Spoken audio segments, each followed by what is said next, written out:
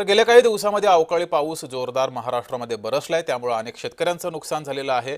राज्यभरात ठिकठिकाणी अवकाळीमुळे शेतकऱ्यांच्या शेती पिकांचं मोठ्या प्रमाणात नुकसान झालंय। हे संभाजीनगरमधील दृश्य आपण पाहतोय। संभाजीनगरमध्ये सुद्धा अवकाळीचा फटका हा 30,000 शेतकऱ्यांना बसलेला आहे। 30,000 शेतकऱ्यांच्या शेतातील पीक हे जमीनदोस्त झालेलं आहे, त्यामुळे शेतकऱ्यांना याचा आर्थिक फटका बसतोय। मराठवाड्यामध्ये 17,000 हेक्टरवरील पिकांची हानी झाली आहे। पंचनाम्यांना मात्र अद्यापही गती मिळत नाहीये, त्यामुळे शेतकऱ्यांनी नाराजी व्यक्त केली आहे। विजय चिडे आपल्या सोबत जोडलेले आहेत।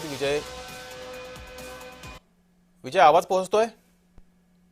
नक्की जगदीश, जर बघितलं तर मराठवाड्यामध्ये मागील 15 दिवसापासून वेगवेगळ्या भागांमध्ये जर बघितलं तर अवकाळी पावसाने हजेरी लावली होती। विशेष म्हणजे अनेक भागांमध्ये जे आहे ते जोरदार गारपीट देखील झाल्याची पाहायला मिळाली। त्याचा फटका जो आहे तो आता या शेतकऱ्यांना बसल्याचा पाहायला मिळाला। अनेक शेतकऱ्यांच्या फळबागेला याचा परिणाम झालेला आहे। डाळिंब शेती जी आहे ती देखील उद्ध्वस्त झाली। त्याचबरोबर शेतकऱ्यांची काढणीला आलेली गहू, ज्वारी, बाजरी या पिकांचं देखील मोठं नुकसान जे आहे ते झाल्याचं आपल्याला पाहायला मिळत आहे।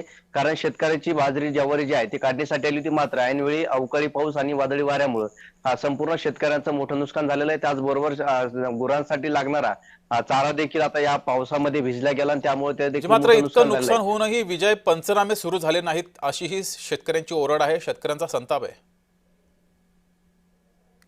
17,000 हेक्टरवरती आतापर्यंत नुकसान जे आहे ते झाल्याचं पाहायला मिळत आहे। मात्र नुकसानीचे पंचनामे जे आहे ते अद्यापही करण्यात आलेले मंत्री विभागाकडून जे आहे ते पाहणी देखील करण्यात आलेली आहे। ठीक आहे। मात्र कृषी विभागाचे अधिकारी जे आहे ते अद्यापही शेतकऱ्याच्या बांधावरती गेले नसल्याचे अनेक भागांमध्ये दिसून येत आहे। त्यामुळे आता सरकारने नुकसानीचे पंचनामे करावे अशी मागणी जी आहे ते आता शेतकरी करत असल्याचे पाहायला मिळत आहे।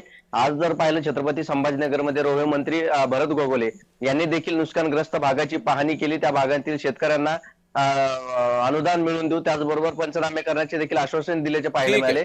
मात्र हे नुकसान होऊन आतापर्यंत जर बघितलं तर अद्यापही पंचनामे झाले नाहीत, त्यामुळे शेतकऱ्यांनी संताप व्यक्त केलाय। विजय, तुम्ही असेच जोडलेले राहा।